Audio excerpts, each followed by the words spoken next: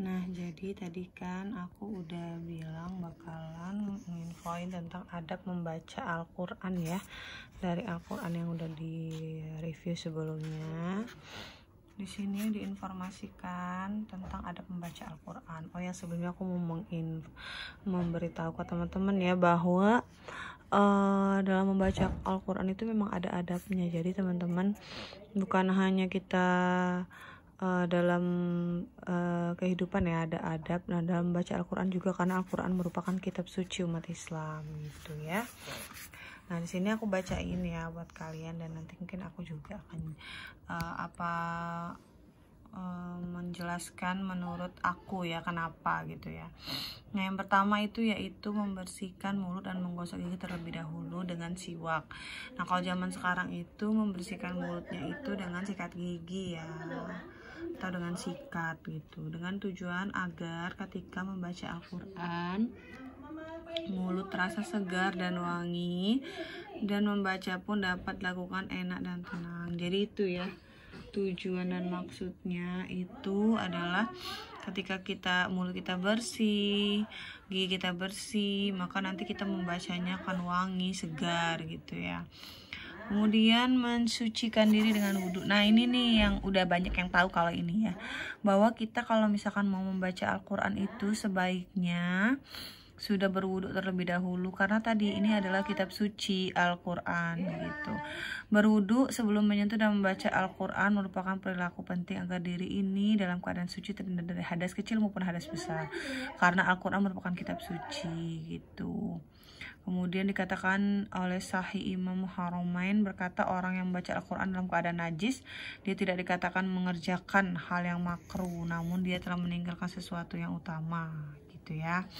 Lanjut yang ketiga, membaca dengan suara yang lembut, pelan, tartil, tidak terlalu cepat agar dapat memahami tiap ayat. Nah, ini beda-beda tiap orang ya. Ada orang yang membaca Al-Quran tuh cepat-cepat, mungkin bahkan tajwidnya udah kurang tahu di mana lagi gitu ya.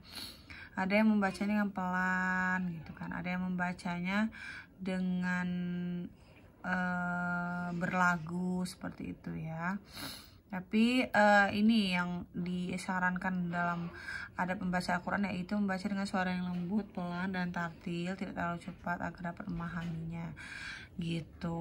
Rasulullah SAW dalam sabda mengatakan, siapa saja yang membaca Al-Quran sampai selesai khatam kurang dari 3 hari, berarti dia tidak memahami. Jadi kalau bisa baca cepat-cepat, baca cepat-cepat aja untuk apa gitu ya, kita nggak paham gitu. Dikit lagi ya. Jadi yang keempat, membaca Al-Quran dengan khusyuk, penuh penghayatan, dengan hati yang ikhlas, mampu menyentuh jiwa dan perasaan bila perlu dengan menangis. Nah, jadi kalau aku sarannya buat teman-teman yang kita kan banyak yang belum paham ya, ini kalau orang yang sudah memahami bacaan Al-Quran, mengerti arti dan memahami bacaan tersebut, pasti menangis, karena arti-arti di dalam Al-Quran itu emang sungguh-sungguh terharu, terenyuh gitu ya, kalau memang benar-benar penuh arti. Tapi kalau misalnya emang kita yang belum mengerti, itu menurut aku selesai membaca Al-Quran ada baiknya membaca terjemahannya, jadi kita tahu apa yang kita baca tadi gitu. Nah, kemudian yang kelima, membaguskan suara ketika membaca Al-Quran. Nah, ini nih ada kan ya sampai ada lombanya itu MTQ, karena emang membaca Al-Quran itu semakin bagus, semakin memahami maknanya nanti gitu.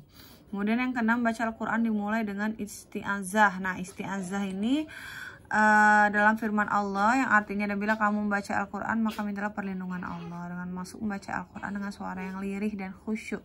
Yang maksudnya itu khusyuk gitu ya, melakukan sholat tidak mengganggu orang yang melakukan sholat dan tidak menimbulkan sifat riya juga gitu.